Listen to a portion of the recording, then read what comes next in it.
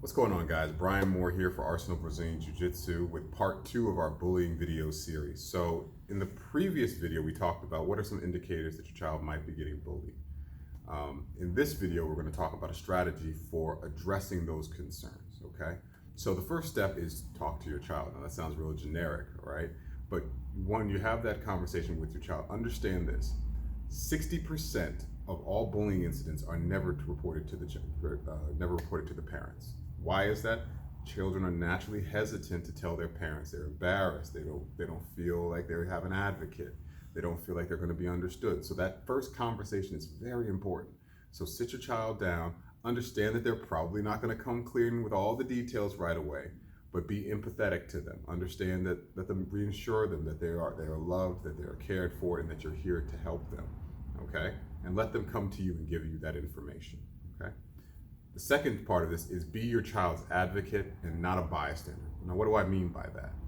As an advocate, you need to, gauging on the situation, make sure that you're making the proper institutions aware of the situation. That may be talking to the teachers, that may be talking to the school, that may, depending on the severity of the situation, you may be talking to the police. Okay? You have to gauge that based on the situation. But the key piece in all of this is two things. One, make sure that your child is with you and that they see you taking these actions. Showing your child that you are actively engaged in the process will give them a lot of confidence and a lot of self-assurance that you are here to help them and not just watch this thing. On top of that, make sure you're documenting these cases, okay? It's very important that they see that you have a paper trail of these things to help reassure your child, and also to make sure that institutions are properly aware of these, okay? The third and final piece is giving your child the proper tools to deal with these situations. Now, old school version was just go back out there and stand up for yourself.